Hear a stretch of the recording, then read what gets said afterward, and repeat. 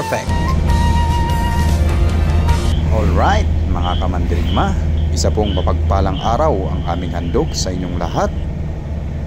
Kasalukuyan tayong nagbibiyahe papunta sa isang quality na restaurant dito sa Baguio. Bukod sa ito'y tahimik at maganda yung paligid, ay abot kaya pa yung mga pagkain, merienda o mga inumin dito. Namangha nga ako pagdating ko sa lugar na ito.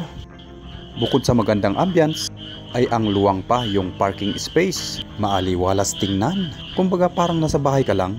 Hindi masyadong matao, kaya maganda at maaliwalas sa ating paningin. Pagpasok ko nga sa loob, ay mas lalo pa akong namangha. Bukod sa maraming lokal na pagkain ang sinaserve nila dito, ay mapapaanli ka talaga. Kung idagdag mo pa itong mga unli wings, madami-dami. Ganito lang ang nasa loob nito. Traditionally inspired by the Igorots ang ambience. At kung gusto mo namang kumanta, ay pwedeng-pwede ka dyan for free. Wow!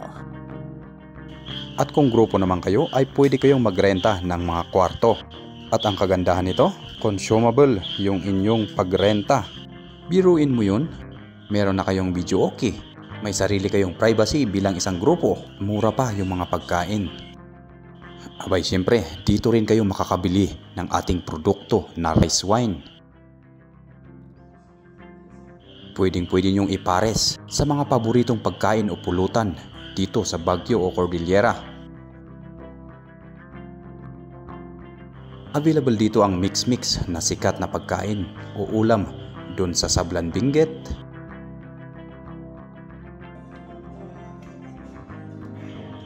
yung insarabasab ay available din,